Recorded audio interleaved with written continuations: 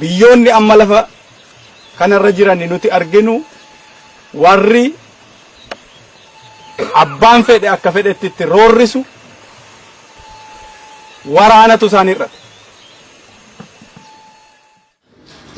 Yoo jabaattanii ni jiraattu. Baadhaa yoo jabaattanii hin saalfatamtu. Warri laaffate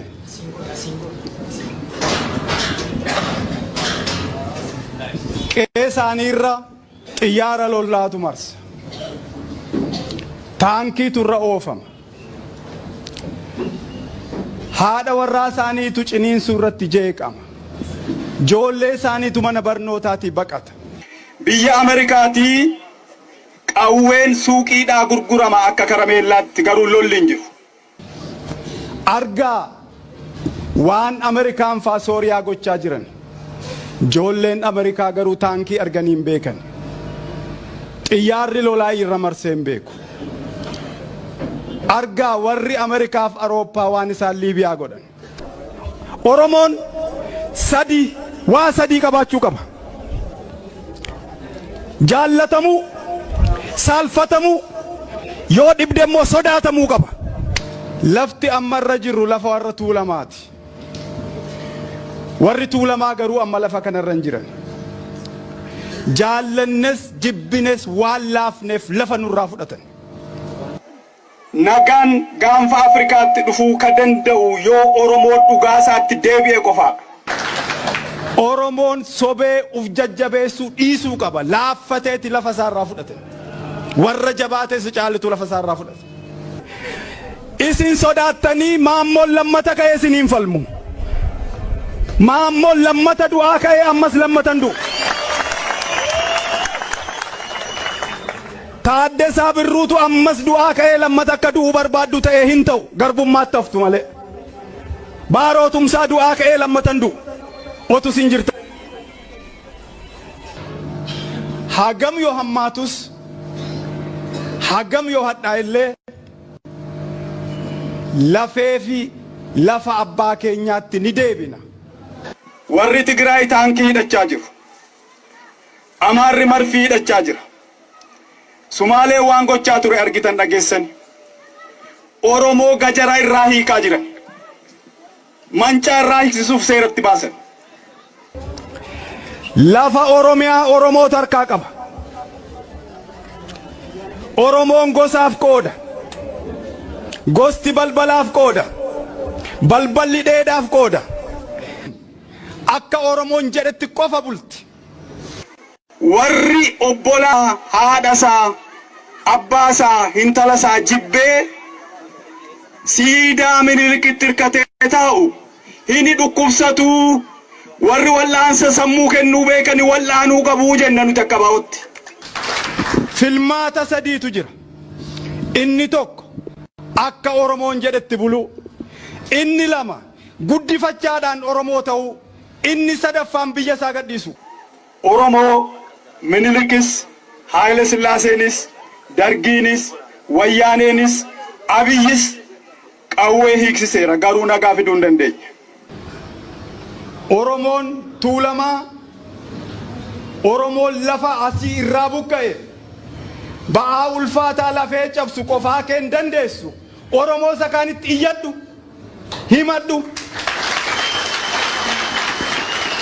Lafa keetti deebi'i, qe'ee keetti deebi'i. Ilmaan Oromoo lafa Oromoo irratti qotanii nyaatanii guddatanii badhaadhuu malee abbaan ta'e tokko lafa koo irratti mirga qaba jedhee lafa Oromoo gurguruu mirga hin qabu. Kan biyyi keenya nagaa argatu warri nu ajjeese yookaan adabame yookaan yoo dhiifamu nu gaafate qofaadha. Lafa irratti warra keenya lafa malee homtuu hin jiru. Lafa hin qabnu yoo ta'e homaa hin qabnu. Lafa keenyatti deebi'uu qabna. Keessummaan akka nuti jennatti buluu qabdi. Yookaan guddifachaadhaan dhufuu qabdi. Lafti Oromoo kan irratti badhaadhan, kan guddatan, kan irratti baratanii wal horan malee kan akka carqiitti ciranii gurguranii kan abbaan feete suuqiidhaaf bittee fidde otoo hin ta'in lafee abbaa keenyaatu itti cabee lafa kana baase. Lolli ibiddi mootummaan Dr. Abiy ka Oromoo tokkoon hin deeggaramne ka weerartoota lafa Oromootiin deeggaramu weerartoonni lafa Oromoo faayinaansi ka godhan beekumsaan saappoorti ka godhan qawweedhaan saappoorti ka godhan ibiddi Oromoo irratti qabsiifame kuni gaanfa Afrikaa guba. Oromoon qofaa isaan gubatu qofaan guban dhugaa keenyaaf nagaa keenya barbaanna. Falmii gama hundaatiin amma karaa nagaarra jirra. Amma falmii karaa nagaarra jirra. Falmii karaa nagaatiin lafa keenyatti deebina. Han akka Oromootti nagaa jaallatu hin jiru. Han akka Oromootti lola sodaatu hin jiru. Lola caalaa garuu salphina sodaannaa salphina jibbinaa.